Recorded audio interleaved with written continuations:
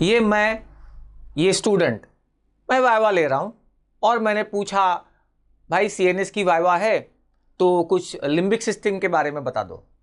Student का answer, sir limbic system animals में 4 limbs पे चलते हैं वो, और ह्यूमंस जो होते हैं वो 4 नहीं 2 ही लिम्स पे, हाइंड लिम्स पे ही चलते हैं। यही है लिम्बिक सिस्टम कुछ। वाह, फैंटास्टिक आंसर, अमेजिंग। मैंने कहा थैंक यू, गुड बाय। हमें कई बार ऐसे आंसर्स मिलते हैं, खास करके अगर स्टूडेंट को ठीक ठीक पता नहीं हो और वो गलत फहमी में रहते हैं कि कुछ तो आंसर दिया तो कुछ तो मार्क्स मिल जाएंगे, आधा मार्क एक बार कुछ तो मिल जाएगा। ऐसे सिली आंसर्स को आधा एक तो छोड़ो, माइनस में मार्क्स जाएंगे। खैर, तो ये लिम्बिक सिस्टम मैंने अक्सर देखा है कि स्टूडेंट्स की बहुत गलत फहमी, स्टूडेंट को बहुत जानकारी नहीं होती इसके बारे में। सीएनएस के एंड में आने वाला टॉपिक है और एग्जाम में भी बहुत बार नहीं आता, कुछ बार आता है, तो इसलिए स्टूडेंट्स कम पढ़ते हैं इसको। सोचा कि इसके बारे में एक वीडियो बनाया जाए ताकि आपको वो आंसर शॉर्ट नोट जो है 5 मार्क्स 7 मार्क्स लिख सको और अच्छे मार्क्स आ जाए। So let's see the limbic system short note for 5 और 7 मार्क्स। इसमें बेसिकली 3 या 4 सेगमेंट्स में आपको आंसर लिखना होगा। पहले तो इंट्रोडक्शन कि भाई लिम्बिक सिस्टम है क्या, उसके बाद उसके क्या क्या कंपोनेंट्स है, उसके बाद उनके कनेक्शंस क्या क्या है, और finally functions and clinical application, ये लास्ट पार्ट। तो इस तरीके से 4 पार्ट्स में आप इस आंसर को डिवाइड कर सकते हैं। चलिए देखते हैं लिम्बिक सिस्टम के बारे में। सबसे पहली बात, लिम्बिक सिस्टम मतलब भाई लिम्ब्स की सिस्टम नहीं, जैसे वो स्टूडेंट ने आंसर दिया। Limbus means a ring, okay. तो limbic system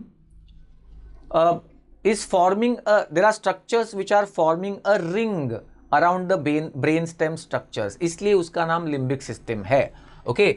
So the term limbic system is applied to the parts of the cortical and subcortical structures, ठीक है। ये ऐड कर दो इसमें कि कुछ कॉर्टेक्स के स्ट्रक्चर्स और कुछ सब कॉर्टिकल न्यूक्लियाई, ये मिला के बनती है लिम्बिक सिस्टम।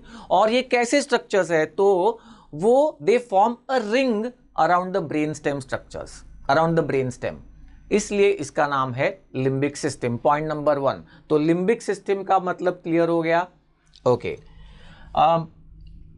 और दूसरी बात यह है कि हमारा जो कॉर्टेक्स है बेसिकली उसके दो पार्ट्स आप सोच सकते हो, फाइलोजेनेटिकली या फंक्शनली। 90% कॉर्टेक्स को कहते हैं न्यूओ कॉर्टेक्स, न्यूअर इन इवोल्यूशन, इसलिए न्यूओ कॉर्टेक्स। इसमें वो सब आता है, वो फ्रंटल लोब का मोटर कॉर्टेक्स, टेम्पोरल लोब का ऑडिटरी कॉर्टेक्स, पैराइटल लोब का सोमैटोसेंसरी कॉर्टेक्स, ऑक्सीपिटल लोब का विजुअल कॉर्टेक्स और उनके एसोसिएशन एरियाज। तो ये हो गया 90% पार्ट ऑफ द कॉर्टेक्स। बचा हुआ 10% जो है वो एलो कॉर्टेक्स कहलाता है, older, phylogenetically older in evolution, इसलिए एलो कॉर्टेक्स। कुछ लोग इसको आर्ची कॉर्टेक्स भी कहते हैं। ये जो एलो कॉर्टेक्स है it makes the limbic system. So limbic system is a part of allocortex, ये भी आप इंट्रोडक्शन में लिख सकते हैं। तो बेसिकली इसमें क्या क्या स्ट्रक्चर्स आते हैं हमने पहले ही डिवाइड कर दिया, कुछ कॉर्टेक्स के स्ट्रक्चर्स और फिर कुछ sub cortical nuclei associated with them. तो कॉर्टेक्स के स्ट्रक्चर्स कौन कौन से हैं? Cingulate gyrus, isthmus, hippocampal gyrus and uncus. By heart करो अभी के अभी, cingulate gyrus, isthmus, hippocampal gyrus and uncus, ये कॉर्टेक्स के स्ट्रक्चर्स। और उनसे रिलेटेड सब कॉर्टिकल न्यूक्लियाई, ये आसान रहेंगे याद रखने के लिए। एक तो amygdala which is the group of nuclei on the tip of the temporal lobe. तो amygdala tip of the temporal lobe के वहां है। उसके बाद सेप्टल न्यूक्लियाई, लेकिन hypothalamus and anterior thalamic nuclei. आप 3 तो कम से कम याद रखो, amygdala, hypothalamus, thalamus, septal nuclei भी याद हो ही जाएगा। तो 4 वहां स्ट्रक्चर्स है, 4 यहां पे स्ट्रक्चर्स है। कॉर्टिकल स्ट्रक्चर कौन कौन से? Cingulate gyrus, isthmus, hippocampal gyrus and uncus. Sub cortical nuclei कौन कौन से है? Amygdala, hypothalamus, thalamus and septum, yes, okay. तो ये हो गया। अच्छा, 2-1 पॉइंट्स और ऐड कर दूं इसमें कि इसमें यूनानिमिटी नहीं है। मतलब कुछ ऑथर्स कुछ स्ट्रक्चर्स को इंक्लूड करते हैं, कुछ ऑथर्स कुछ दूसरे स्ट्रक्चर्स को इंक्लूड करते हैं, ऐसा होता है अक्सर, आप देखोगे बुक्स में। और इसलिए मैंने जो कॉमनली टेकन स्ट्रक्चर्स है उन्हीं को इंक्लूड किया हुआ है अपने डिस्कशन में। Right, now this area was formerly called as rhinencephalon. ये इंट्रोडक्शन में ही ये पार्ट आ जाएगा कि दिस एरिया इज इंक्लूडेड और formerly called as rhinencephalon. Rhinos मतलब नोज, ये आपको पता है, नोज या olfactory sense, sense of smell. तो क्यों? बिकॉज ऐसा देखा गया कि दिस पार्ट यानी limbic system is associated with the sense of smell, olfactory sense. तो इसको पहले राइनेनसेफेलॉन कहा जाता था, लेकिन बाद में ये देखा गया कि actually smell is a very small function या very small part associated with the limbic system. उसके कई सारे बड़े बड़े फंक्शंस है अब अदर देन स्मेल, इसलिए वो राइनेनसेफेलॉन वाला जो टर्म था या फ्रेज था उसको ड्रॉप कर दिया। We call it limbic system. तो इंट्रोडक्शन हो गया और yes, as I mentioned it is called allocortex. इसके बाद देखते हैं स्ट्रक्चर्स भी हमने डिस्क्राइब किए हैं, अब कनेक्शंस और फंक्शंस देखने का वक्त आ गया। डायग्राम भी अगर आपको ज़रूरी है एग्जाम में निकालने का, ऑफ कोर्स ज़रूरी होती है, तो या तो आप ये डायग्राम निकाले कि ब्रेन स्टेम के अराउंड एक रिंग जैसा या रिम जैसा फॉर्म किया हुआ है, लाइक दिस। तो इसमें सिंगुलेट गायरस यहां पे आ गया, ये सिंगुलेट गायरस है, थैलामस और हाइपोथैलामस, थैलामस और उसके नीचे हाइपोथैलामस। उसके बाद यहां पे एक छोटा सा पार्ट आप देख सकते हो, ये है अमिगडला, और फिर उसके साइड में हिप्पोकैम्पस। ये मेन स्ट्रक्चर्स है ऑफ द लिम्बिक सिस्टम। तो अच्छा, ऊपर एक प्रीफ्रंटल कॉर्टेक्स, क्योंकि प्रीफ्रंटल कॉर्टेक्स जो है यानी फ्रंटल लोब जिसमें मोटर कॉर्टेक्स है और उसके भी आगे वाला एरिया, इसलिए उसको प्रीफ्रंटल कॉर्टेक्स कहा गया। वो प्रीफ्रंटल कॉर्टेक्स के काफी एक्सटेंसिव कनेक्शंस है विद द लिम्बिक सिस्टम, तो इसलिए वो भी यहां पे दिखाया गया है। ऑल राइट, या फिर आपको डायग्रामेटिक रिप्रेजेंटेशन करना हो, थोड़ा याद रखने के लिए आसान हो, तो वही डायग्राम को थोड़ा सिंपलिस्टिक वे में यहां पे निकाला है। आप देख सकते हो सिंगुलेट गायरस जो वहां पे ऊपर दिखाया था, और उसके ऊपर फिर प्रीफ्रंटल कॉर्टेक्स था। न्यूक्लियस एक्कम्बेंस, यस, ये एक पार्ट यहां पे मैंने ऐड किया है क्योंकि नॉर्मली अभी उसको भी लिम्बिक सिस्टम का पार्ट ही माना गया है। न्यूक्लियस एक्कम्बेंस, उसके बाद एंटीरियर थैलामिक न्यूक्लियाई और सेप्टम। फिर नीचे ऑब्वियसली थैलामस के नीचे यहाँ पे हाइपोथैलामस, हाइपोथैलामस के साइड में है हिप्पोकैम्पस और डेंटेट गायरस एंड अमिगडला। तो इस तरीके से स्ट्रक्चर्स है, ये डायग्राम भी आप निकाल सकते हो। सबसे एंड में para hippocampal gyrus and orbito frontal cortex. ये नोट्स मैं यहाँ पे पोस्ट कर दूंगा वीडियो के नीचे as a link, so that आप नोट्स भी आप एक बार दोबारा से पढ़ सकते हो। ऑल राइट, तो ये स्ट्रक्चर्स है। अब देखते हैं functions of the limbic system, और इसमें limbic system represents the primary area for the control of autonomic functions. Yes, very important. देखिए, हमने अक्सर सुना है कि इमोशंस जब होते हैं तो वाई देर इज मतलब टीयर्स क्यों आते हैं या हार्ट रेट क्यों बढ़ता है। तो emotions are controlling the ANS। आप ऐसे याद रखिए, highest seat of control for the ANS is the hypothalamus, और हाइपोथैलेमस के एक्सटेंसिव कनेक्शन है with the other structures of the limbic system. हाँ, याद रखने वाली बात यह है कि hypothalamus plays a central role. आप देख सकते हो यहां पे वो सेंट्रली लोकेटेड भी है और वो सेंट्रल रोल प्ले करता है in the limbic system and therefore emotions. ठीक है, तो जैसे पहले तो इमोशनल एक्सटर्नल स्टिम्युलाई और उनका रिकॉग्निशन होगा, प्रीफ्रंटल कॉर्टेक्स है, उसके बाद वो कनेक्ट करेगा लिम्बिक सिस्टम के दूसरे स्ट्रक्चर्स, वो दूसरे स्ट्रक्चर्स हाइपोथैलेमस में कंट्रोल सिग्नल्स भेजेंगे और हाइपोथैलेमस ANS को कंट्रोल करेगा। तो इमोशंस हो गए, उसको लिम्बिक सिस्टम ने रिकॉग्नाइज कर लिया, हाइपोथैलेमस को सिग्नल पास ऑन किया, और हाइपोथैलेमस जो है हमारा ANS कंट्रोल करता है, एंडोक्राइन रेगुलेशन करता है, तो वो फिर उस इमोशनल का एक्सटर्नल मैनिफेस्टेशन दिखाएगा। Okay, in the form of जैसे टीयर्स हो गए या हार्ट रेट बढ़ना या ज़्यादा हाथों की ऑसिलेशंस होना, मतलब ट्रेमर्स होना, ये सारी चीज़ें। ओके, तो ये पहला इंपॉर्टेंट फंक्शन है लिम्बिक सिस्टम का, कंट्रोल ऑफ ऑटोनॉमिक फंक्शंस। उसके बाद एक एक स्ट्रक्चर्स के हम देख सकते हैं। अमिगडला, यहां पे आपको एक फ्रेज इस्तेमाल करनी होगी, amygdala is the emotional window through which we see the external world. फिर से रिपीट करता हूं, emotional window through which a person sees the external world. आप देख सकते हो कि दो लोग हैं, सेम सिचुएशन को इमोशनली अलग अलग तरीके से रिएक्ट करते हैं। किसी का इमोशनल ब्लंटिंग हुआ होता है, कोई इमोशनली ज़्यादा वोलाटाइल होता है, और वो उस एक ही सिचुएशन को दो अलग अलग नज़रिए से देखते हैं या अलग अलग रेस्पॉन्सेज होते हैं। That is because of their amygdala. So amygdala, as I mention कि it is known to regulate the emotional behaviour of an individual, यानी इमोशंस है और उसका एक्सटर्नल मैनिफेस्टेशन किस फॉर्म में होगा। ओके, तो ये अमिगडला तय करती है। It plays an important role in the motivational drive of the individual. Limbic system, generally speaking, not only amygdala, but limbic system generally speaking is involved in the motivational drive. आप देख सकते हो कुछ कोई पर्सन हाईली मोटिवेटेड होता है, as doesn't matter, और कुछ लोग बहुत लैक ऑफ मोटिवेशन होता है, ज़्यादा उनमें ड्राइव नहीं होता। So that's suppose to be with the limbic system. Okay, याद रखना इस बात को। उसके बाद nucleus accumbens, I mentioned it. Remember, nucleus accumbens has dopaminergic neurons, और आपको ये तो पता ही है कि dopamine is the hormone for reward and pleasure. तो nucleus accumbens is concerned with reward type of behavior, reward, pleasure, addictive function. So that's or addictive behavior, I mean to say, that's controlled by the nucleus accumbens.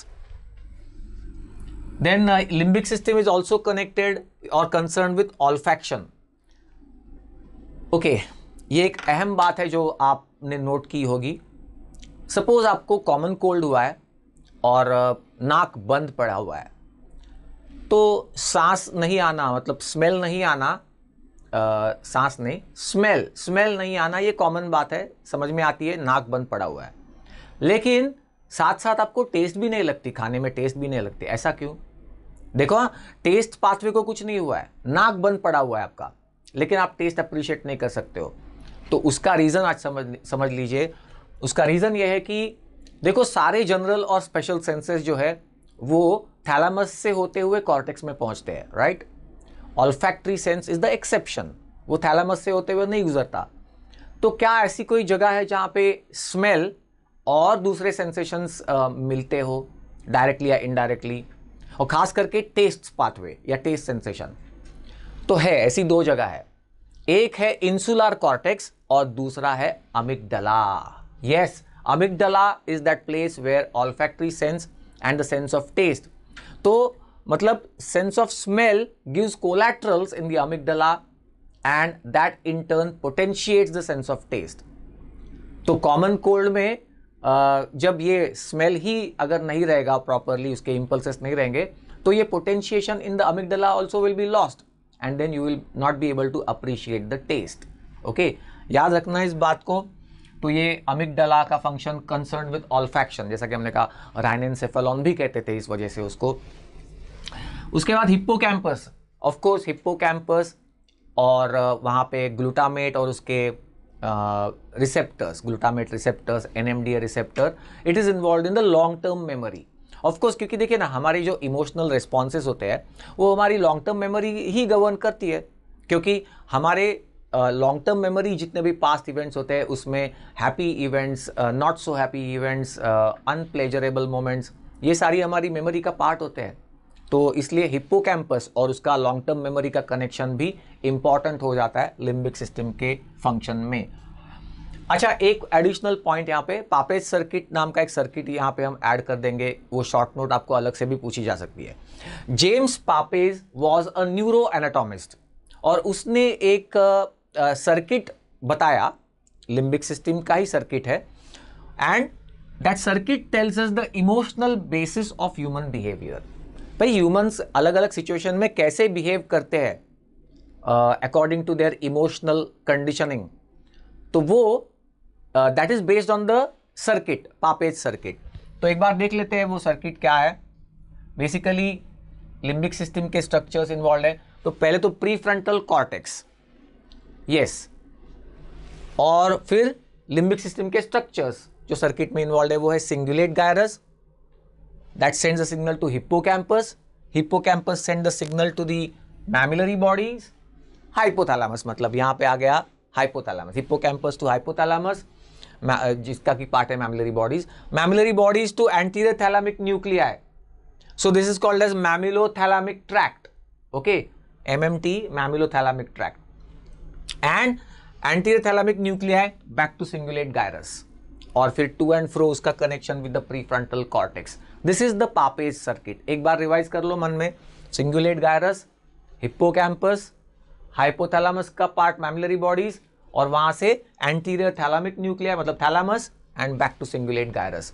तो emotional basis of our behaviour, हम अलग अलग emotional conditions में कैसे behave करते हैं, तो that is due to this कि भाई लॉन्ग टर्म मेमोरी है इन्वॉल्व उसमें, तो हिप्पोकैम्पस आ गया, इमोशंस है, तो ये सारी चीज़ें उसमें आपको सर्किट के जरिए मिल जाती है। फाइनली रोल ऑफ हाइपोथैलेमस मैंने अलग से मेंशन किया है, क्योंकि जैसे पहले भी कह चुका हूं कि hypothalamus plays the most important crucial role in the entire limbic system scheme of things.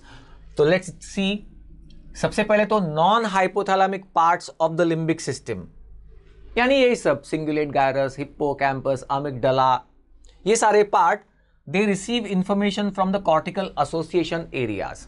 हमने देखा ना अभी प्री फ्रंटल कॉर्टेक्स है या दूसरे कॉर्टिकल एसोसिएशन एरियाज है, वहां से सिग्नल्स मिलते हैं to these non hypothalamic areas of the limbic system, और फिर ये इंफॉर्मेशन हाइपोथैलेमस को दी जाती है। So cortex to non hypothalamic parts of the limbic system, then they forward this information to the hypothalamus, and then the emotional meaning of the external stimuli, information gathered from the memory and understanding, it is passed on to the hypothalamus.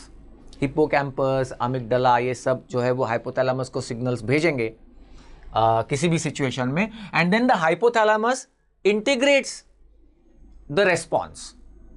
कैसा response?